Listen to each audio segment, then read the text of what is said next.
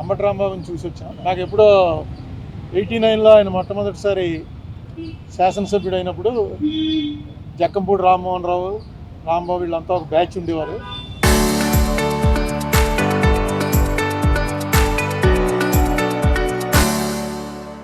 రామ్మోహన్ వల్ల నాకు కూడా వాళ్ళంతా చాలా దగ్గర అయ్యారు. అప్పటి నుంచి ఆ రిలేషన్ అలాగే మెయింటైన్ చేస్తున్నాం. ఇవాళ జైల్లో అసలు ఫస్ట్ వీకే రావాలి, ఇంట్లో బాగోలేదు అందుకని రాలేదు. ఇక కొత్త కొత్త రూల్స్ అన్నీ మారుతున్నాయి కదా, చూస్తున్నాం అనమాట. వైలెన్స్ చేసిన వాళ్ళకి, ఆర్సన్ చేసిన వాళ్ళకి, కొట్టిన వాళ్ళకి స్టేషన్ బెయిలు, తిట్టిన వాడికి సెంట్రల్ జైలు. ఇది ఒక కొత్త పద్ధతి మారింది. అసలు తిట్టడం అనే దాని మీద కేసు పెట్టచ్చు, విచారణ జరపచ్చు, కానీ సెంట్రల్ జైల్లో వేయటం అనేది 30 చోట్ల నుంచి కంప్లైంట్లు పెట్టడం ఒక కొత్త వరవడికి శ్రీకారం చుట్టారు చంద్రబాబు నాయుడు గారి ప్రభుత్వం. ఇది ఎటుపోతుందో చూడాలి. ఇది మాత్రం ఆరోగ్యకరమైనది కాదు, చాలా టూ మచ్గా వ్యవహరించారు, అందులో ఏం అనుమానాలు. ఆ లోపల కూడా మాట్లాడడం ఫోన్లోనే, అవతల ఆయన ఉంటాడు, అవతల ఉంటాడు, ఫోన్లో మాట్లాడుకోవటం. ఇంత పూర్వం నేను చాలాసార్లు సెంట్రల్ జైల్లో విజిటర్స్ని చూడడానికి వచ్చాను, నేను సెంట్రల్ జైల్లో రిమాండ్లో ఉన్నాను. కానీ ఈ కండిషన్స్ అన్నీ మారుతూ వచ్చాయి కదా. ఇప్పుడున్న దాంట్లో పెద్ద ఎక్కువగా మాట్లాడుకోవడానికి అవకాశం లేదు. ఫోన్లోనే అటే ఫోన్లో ఆయన మాట్లాడుతున్నాడు, ఇటే ఫోన్లో మనం మాట్లాడాలి. ఆయన ఏమీ కంప్లైంట్, నాతో అయితే ఏం కంప్లైంట్ చెప్పలేదు. బాగానే ఉన్నాడు, ఆరోగ్యంగా ఉన్నాడు, నవ్వుతూ హ్యాపీగా ఉన్నాడు ప్రతిదీ. ఎందుకంటే అతను కూడా లాయర్ కదా, అతనికి తెలుసు ఈ కేసు పస ఎంత ఉందో. ఈ కేసు వల్ల వాళ్ళ పార్టీకి, అతనికి వ్యక్తిగతంగా కూడా చాలా బెనిఫిట్ జరిగిందని అనుకుంటున్నాను. ఎందుకంటే ఇది కక్ష సాధింపు ధోరణితోటి చేసినటువంటి ప్రయత్నం అని క్లియర్గా అర్థమైపోతుంది. కనీసం అక్కడ ఇంటి మీద దాడి చేస్తుంటే 6 గంటల సేపు మనం అందరం చూసాం కదా. వాళ్ళని కనీసం ఏ మేజిస్ట్రేట్ ముందో ఆధారపరిచి చిన్న డ్రామా అన్నా చేయవలసింది. స్టేషన్ బెయిల్ ఇచ్చి పంపించారు ఆర్సన్ కేసులో. ఆర్సన్ కేసు అంటే ఇంటి మీదకి మంటలు వచ్చేలాగా పెట్రోల్ బాంబులు విసిరితే దాంట్లో స్టేషన్ బెయిల్ నేను ఎప్పుడు వినలేదు. అలాగే తిట్టాడన్న కేసులో తీసుకొచ్చి అప్పుడే 2 వారాలు అయిపోయినట్టుంది, తీసుకొచ్చి సెంట్రల్ జైల్లో పెట్టడం ఇది టూ మచ్ అనమాట. ఫస్ట్ ఆఫ్ ఇట్స్ కైండ్ అనుకుంటున్నాను. ఏదైనా చూద్దాం ఇది ఎటు దారి తీస్తుందో. లడ్డు వివాదమే మొన్న చంద్రబాబు నాయుడు గారు అడుగుతున్నారు, ఎవడు చెప్పాడు మీకు ఇందులో ఇది లేదని, పంది కొవ్వు, గొడ్డు కొవ్వు ఇవి లేవని ఎవరు చెప్పారు మీకు అని ఒక మీ విలేకరు మీద ఆయన కొంచెం రైజ్ అయ్యి మాట్లాడారు. ఎవరు చెప్పారు, ఎక్కడ చెప్పారు, నీకు కళ వచ్చిందా అని అన్నారు కాదు. ఇదిగో వాళ్ళు వేసినటువంటి సిట్ రిపోర్ట్లో 20వ పేజీలో ఏమో ఎంత క్లియర్గా ఉంటే, ఎందుచేత చంద్రబాబు నాయుడు గారికి వాళ్ళు ఇచ్చే ఫీడింగ్ సరిగ్గా ఇవ్వలేదో నాకు అర్థం లేదు. 20వ పేజీలో ఒక చిన్న లైన్ ఏంటంటే, the absence of cholesterol in the samples also suggest that the chances for presence of టాలో, lord and fish oil are very low. లేవు అని ఎప్పుడు ఇవ్వరు, వెరీ లో అంటే లేనట్టే లెక్క. In the absence of cholesterol in the ghee samples అని క్లియర్గా వాళ్ళు వేసిందే. ఆ సిట్ ఆయన వేసిందే, సుప్రీంకోర్టు దాంట్లో వాళ్ళు క్లియర్గా ఇచ్చారు. అది వీళ్ళు రిలీఫ్ కింద ఫీల్ అవుతున్నారు. ఎందుకంటే వెంకటేశ్వర స్వామి లడ్డూలో ఆవు కొవ్వు, పంది కొవ్వు, చేప నూనె కలిపారు అన్నదే కొంచెం అది చాలామందికి వాంతులు వచ్చే పరిస్థితి అండి. ఎందుకంటే గొడ్డు మాంసం అనేది, మీలో చాలామంది మాంసాహారులు ఉంటారు, కానీ గొడ్డు మాంసం అని అనగానే అసలు ఆ ఐడియా డైజెస్ట్ అవ్వదు. నేను చూశాను చాలామందిని, వాళ్ళు హిందూస్ కూడా కాదు, క్రిస్టియన్స్లో ఫ్రెండ్స్ ఉన్నారు, వాళ్ళని కూడా చూశాను. ఎవడో మేము ఒక ఢిల్లీలోనో ఎక్కడో ఎవరో ఇంటికి వెళ్తే కాలాఘోష్ ఖాయగా క్యా అని అడిగాడు. కాలాఘోష్ అంటే అర్థం ఏంటిరా అని నన్ను మావాడు అడిగాడు. అంటే కాలాఘోష్ అంటే గేదె మాంసం ఏంటుందిరా, కాలా అంటే గేదె కదా అని చెప్పి, ఘోష్ అంటే గొడ్డు మాంసం, కాలాఘోష్ అన్నాడు. అనేటప్పటికి గొడ్డు మాంసం పెట్టేశాడు అని వామిటింగ్ వచ్చింది. అదేంటే ఎంత నాకేం రాలేదు నీకు వచ్చింది ఏంటంటే, గొడ్డు మాంసం ఎలా పెట్టేస్తాడు రాయుడు అంటే, వాడేమో లేదు తింటారా అని అడిగాను, ఇంతే తప్ప పెట్టలేదు అని. నాకు అది చూసి ఆశ్చర్యపోయింది. ఇది జరిగి ఎప్పుడే 40 ఏళ్ళు అయింది. అటువంటిది మాటికి ఇందులో గొడ్డు మాంసం కలిగింది, పంది కొవ్వు కలిసింది, చేప కొవ్వు కలిసిందని. వెంకటేశ్వర స్వామి కదా, వెంకటేశ్వర స్వామి అంటే మనకు ఎవరికి గుర్తుండదు ఫస్ట్ ఎప్పుడు చూసామో. ఇప్పుడు కూడా వెంకటేశ్వర స్వామికి ఉన్నటువంటిది ప్రపంచంలో నాకు ఎక్కడా ఉండదు. ఆ రష్ నేను చూసాను, నార్త్ ఇండియన్స్ వచ్చి చూసి ఏంటిది రోజు కుంభమేళా ఇక్కడని, ఇంత జనం, అంత వెంకటేశ్వర స్వామి అంటే దాంట్లో అన్నిసార్లు అనకూడదు. అసలు నిజంగా జరిపిన వాళ్ళని శిక్షించడానికి ప్రయారిటీ ఇవ్వాలి. కానీ దీంట్లో నిన్న ఇంకో మాట అన్నాడు ఆయన, నాకు ఆశ్చర్యం వేసింది. ఇది అవినీతి కాదుట, హిందూ మతాన్ని నాశనం చేయటం కోసం పన్నిన కుట్రట. హిందూ మతం నాశనం అవటం, నీ నాశనం ఎవడన్నా చేయగలడా దీన్ని? అది కుట్రండి. ఎవడ తప్పు చేశాడు వాడిని పట్టుకోవాలి. ఇంకా కెమికల్స్ అవి ఉన్నాయంటున్నారు, ఆ కెమికల్స్ కూడా ఆయన ఇచ్చిన కంపారిజన్, మనం టాయిలెట్స్లో వాడే యాసిడ్లన్నీ తీసుకొచ్చి ఇందులో కలిపారని. ఏదో రకంగా ప్రజల్లో ఒక ఎవర్షన్ పుట్టించాలి. తిరుపతి లడ్డు అంటే అంత టేస్ట్గా తినే వాళ్ళకి ఆ లడ్డు చూడగానే ఇందులో ఏముందోరా బాబు అని అనిపించే భయం కలిగించాలని సీఎం లెవెల్ మనిషి అలా మాట్లాడటం కరెక్టే. నేను సీఎం గారి ఇంటికి వెళ్తే నాకు కప్పులో టీ ఇచ్చారు. ఆ కప్పు పట్టుకుని ఇది ఏంటనుకుంటున్నారు, ఈ మెట్లు, ఈ మెటీరియల్ మనం టాయిలెట్స్లో కమోడ్లు వాడతామే, ఆ కమోడ్ మెటీరియల్ తోటి కప్పు తయారు చేసి ఆ కప్పులో ఇచ్చారండి. నిజమే, అది కమోడ్తో పోల్చడం ఏంటి? పింగాణితో అనేక రకాలు తయారవుతాయి, కమోడ్తో పోలుస్తారా ఎవడన్నా? నాకు ఎందుకు చాలా ఆశ్చర్యం వేసింది. ఏంటి ఇదేంటి ఇలా మాట్లాడు? సీఎం గారు ఎప్పుడు అంత బ్యాలెన్స్ తప్పి మాట్లాడ్డాడు. చాలా కాలం నుంచి ఆయన సీఎంగా చూస్తున్నాం కదా, ఎందుకు ఇలా మాట్లాడుతున్నాడు ఏంటి? ఎంత అందులో టాయిలెట్లు కడిగే వాటిని తీసుకొచ్చి కలిపారని. ఇది బ్లాస్ఫమీ అవుతుంది. బ్లాస్ఫమీ అంటే దైవద్రోహం. దయచేసి ఇలాంటి పనులు వద్దు. మీకు రాజకీయంగా ఖర్చు ఉంటే రాజకీయ ఖర్చు తీర్చుకోండి, కేసులు పెట్టండి, మీ చేతిలో పవర్ ఉంది. ఎవరైనా ఇదేంటి వెంకటేశ్వర స్వామి మీద వెంకటేశ్వర స్వామిని అన్పాపులర్ ఎందుకంటే జగన్ క్రిస్టియన్ అయినా, జగన్ క్రిస్టియన్ కాబట్టి క్రిస్టియన్స్ అందరూ కూడా వెంకటేశ్వర స్వామికి యాంటీ అయిపోయారా? అసలు ఏ స్ట్రాటజీ మీద వెళ్తారు? బీజేపీ వాళ్ళు కూడా ఎప్పుడు ఇలా మాట్లాడలే. బీజేపీ వాళ్ళు డైరెక్ట్గా మాది హిందూ పార్టీ అని చెప్పుకున్నా సరే వాళ్ళు కూడా ఎప్పుడు ఈ లెవెల్లో మాట్లాడరు.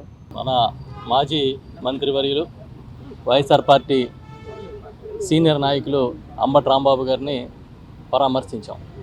ఆయన అయితే బయట ఎలాగా హుషారుగా ఉంటారో, ప్రశాంతంగా ఉంటారో, లోపల కూడా అలాగే ఉన్నారు. ఎందుకంటే తప్పు చేయలేదు కాబట్టి ఆయనకి అంత ఆత్మన్యూనతాభావం, ఇన్ఫీరియారిటీగా ఏం లేరు ఆయన. ఇప్పుడే పెద్దలు ఉండవల్లి అరుణ్ కుమార్ గారు చెప్పినట్టుగా ఆయన మీద ఇంటి మీద దాడి చేసి, ఇల్లు తగలబెట్టి, కారులు తగలబెట్టి, వేలాది మంది వీరంగం చేసి అల్లర్లు సృష్టించిన వాళ్ళ మీదేమో కేసులు లేవు. ఆయన ఒక మాట అని మళ్ళీ నేను పశ్చాత్తాపడుతున్నాను అని అంటే ఆయన సెంట్రల్ జైల్లో బంధించారు. పైగా 36 కేసులు ఒకే ఇన్సిడెంట్ మీద నమోదు చేశారు. ఇవి కాకుండా వేరే వేరే కేసులు కూడా ఉన్నాయని చెప్తున్నారు.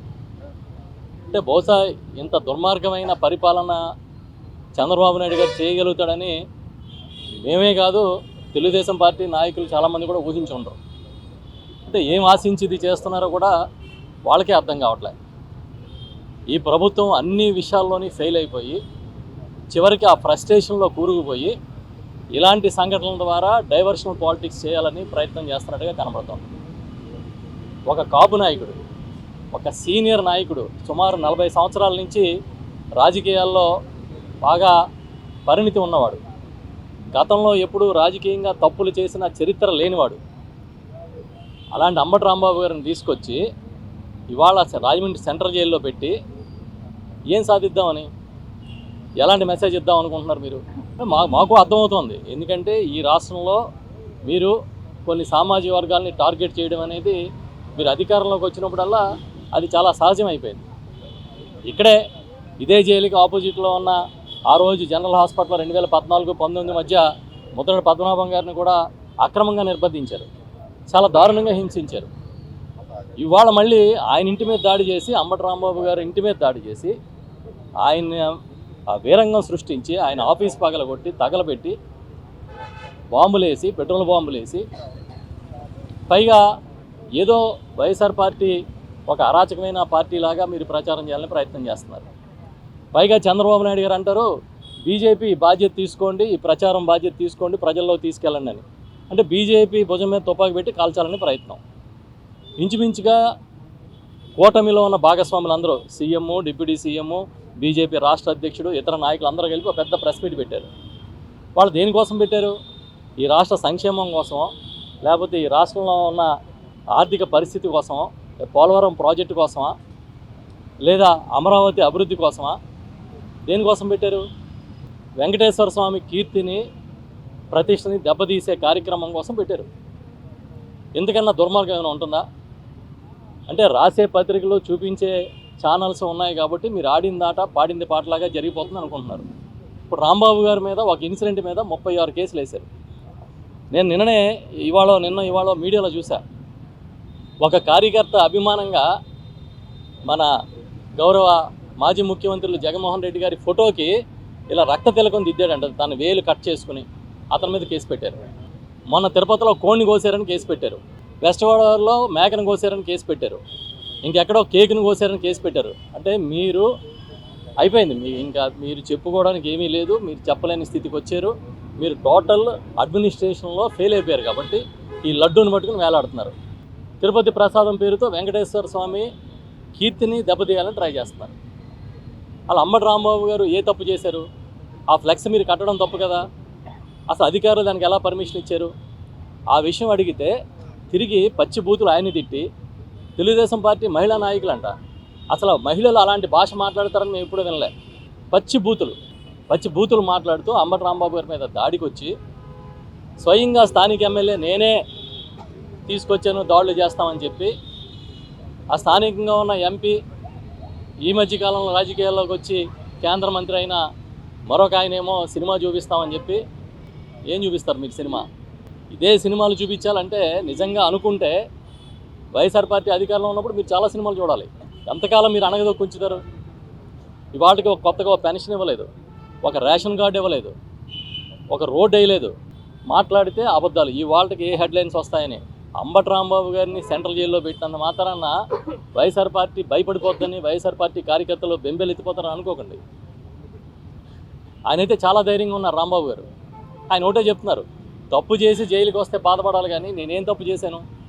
ఆ రోజు మాట దొర్లింది, దానికోసం వెంటనే పశ్చాత్తాపం చెప్పాను. అయినా సరే ఇంటి మీద దాడి చేశారు, అది వాళ్ళ నైజం, దీంట్లో బాధపడడానికి ఏముందని తిరిగి మాకు చెప్తా ఉన్నారు. పెద్దలు ఉండవల్లి అరుణ్ కుమార్ గారికి మధ్యన కొంచెం జ్వరం వచ్చిందని చెప్పానంటే ఆయన వెళ్ళిన వెంటనే ఫస్ట్ ఈయన్ని పరామర్శిస్తున్నారు, మీకు ఎలా ఉందండి అని. అంత ధైర్యంగా ఉన్నాడు ఆయన. వాళ్ళు ఏ పరిస్థితి తెచ్చారంటే చంద్రబాబు నాయుడు గారు ప్రతిపక్షంలో ఉన్న సాధారణ కార్యకర్త నుంచి ఉన్నత స్థాయి నాయకుల వరకు మీరు జైలుకి వెళ్ళడానికి సిద్ధంగా ఉండండి అనే మెసేజ్ ఇస్తూ ఉన్నాడు. దానికి ఈ పార్టీలో ఉన్న ప్రతి ఒక్కరు కూడా సిద్ధంగానే ఉన్నామనేది మేము గట్టిగా చెప్తున్నాం. ఇంకా మళ్ళీ చెప్తున్నాం, మీరు చేసే ప్రతి పనిని నిలదీస్తాం, ప్రతి తప్పుని ఎండగడతాం. మీరు చేసిన తప్పుకి వెంకటేశ్వర స్వామి వేసే శిక్షే చాలా పెద్ద శిక్ష. ఏదో ఒకరోజు మీకు కనువిప్పు కల్పించేటట్టుగా వస్తుందని అనుకుంటున్నాం. అప్పుడైనా మనసు మార్చుకోమని చెప్తున్నాం. ఎందుకు ఇది ఇంత దిగజారుడిగా ఎందుకు మాట్లాడతారు? ఇప్పటికైనా మీరు వెంకటేశ్వర స్వామి ప్రతిష్ఠను కాపాడే కార్యక్రమం చేయమని చెప్పి మేము గట్టిగా కోరుతూ ఉన్నాం. కొడిగలపూడి శ్రీనివాస్ గారు అని ఆయన పెట్టిన ట్వీట్ పల్లె కన్నీరు పెడుతుంది అని పెట్టాడు ఆయన. పల్లె కాదు, పట్టణం కూడా కన్నీరు పెడుతుంది, ఈ రాష్ట్రం మొత్తమే కన్నీరు పెడుతుంది. ఎంత తప్పు జరిగిందా అని పల్లె, పట్టణం, వీధి, వాడ, ఢిల్లీ దగ్గర నుంచి గల్లీ దాకా ప్రతి ఒక్కళ్ళు మాట్లాడుకుంటున్నారు ఇవాళ చంద్రబాబు నాయుడు గారు చేసే దారుణాలని. సొంత ఎమ్మెల్యే పల్లె కన్నీరు పెడుతుందని అంటే ఇంకా మీకు ఇంతకన్నా గొప్ప సర్టిఫికేట్ ఏం కావాలి? నిన్ననే మీరు మీటింగ్లు పెట్టుకుని ఏదో 170 నియోజకవర్గాలకి ర్యాంకింగ్లు ఇచ్చుకున్నారంట. ఎవడు ర్యాంక్ ఆడే ఇచ్చుకుంటాడా? ఎవడు డప్పు ఆడే కొట్టుకుంటాడా? ర్యాంకులు ఇవ్వాల్సింది ప్రజలు ఇవ్వాలి. సరైన టైంలో ప్రజలు ఇస్తారు ర్యాంకులు. అంతేగాని అంబటి రాంబాబు గారిని జైల్లో పెట్టాం, జోగి రమేష్ గారిని జైల్లో పెట్టాం, లేకపోతే మరొక నాయకుడిని జైలుకి పంపించాం అని రోజు మీరే ఆనందపడి ఇంకా రకరకాల కథనాలు రాసి అలా సిగ్గున్నవాడు ఎవడైనా బాత్రూమ్ కెమికల్స్ కలిపేరు లడ్డూలు అంటారా? ఓ పని చేయండి, మీరు ఎవరో ఒకళ్ళు బాత్రూమ్ కెమికల్ లడ్డూలు కలుపుకుని తిని ధైర్యం చేయండి. మీ ఆరోగ్యం బాగుంటే మేము కూడా అర్థం చేసుకుంటాం. ఇదేం దరిద్రం? ఇంత దిగజారిపోవడం రాజకీయాల్లో మంచిది కదనేది గట్టిగా చెప్తాం. సుబ్బారెడ్డి గారు ఏం చెప్పారు? 2022లోనే నాకు అనుమానం వచ్చి టెస్టింగ్కి పంపించాము, ఆ టెస్ట్ రిపోర్టు ఏమని వచ్చిందనేది అధికారులు చూడాలి అని చెప్పారు. 2024లో నెయ్యి సరఫరాకు సంబంధించిన మొత్తం నిబంధనలు మార్పు చేస్తూ టీటీడీ నిర్ణయం తీసుకుంది. దాంతోపాటు అసలు ఏవైతే శాంపిల్స్ తీసుకున్న ట్యాంకర్లు ఉన్నాయో ఆ ట్యాంకర్లు తెలుగుదేశం పార్టీ మళ్ళీ అధికారంలోకి వచ్చిన తర్వాత ఆ ట్యాంకర్లని రిజెక్ట్ చేస్తే దాని శాంపుల్స్ తీసుకోండి. ఇవాళ సిబిఐ చెప్పింది కూడా ఆ శాంపుల్స్ గురించే. ఈ డైరీ ఏఆర్ డైరీ కింద లోపలికి వచ్చి రిజెక్ట్ అయితే మళ్ళీ వైష్ణవి డైరీనో మరో డైరీ పేరుతోనో అదే సరుకు లోపలికి వెళ్ళింది అంటున్నారు. ఇది అప్పుడు చంద్రబాబు నాయుడే కదా సీఎం, అప్పుడు తెలుగుదేశం పార్టీ కూటమి ప్రభుత్వమే కదా అధికారంలో ఉంది. మరి ఎవరికి చెప్తారు మీరు స్టోరీస్? ఎన్ని కాకమ్మ కథలు, పిట్ట కథలు ఎంతకాలం మీరు నడుపుతారు? మీ హయాంలో జరిగిన నెయ్యి కల్తీని జగన్మోహన్ రెడ్డి గారికి అంటగడతారండి. అంటే మీకు మీడియా బలంతో పచ్చి అబద్ధాలని ప్రచారం చేయగలుగుతున్నారు. అంత తప్పించి మరొకటేం లేదు. చివరికి ఏ స్థితికి వచ్చారంటే దేవుణ్ణి కూడా రోడ్డు మీదకి లాక్కొచ్చి రాజకీయాల్లో ఆయన్ని వాడుకునే కార్యక్రమం చేస్తున్నారు. ఈ ఇంతకైనా దిగజారుడుతనం ఉంటుందా? Local to global news at your fingertips. మీ చేతిలో ఒక ఆయుధం. Download raw TV app. Media legend Ravi Prakash is back.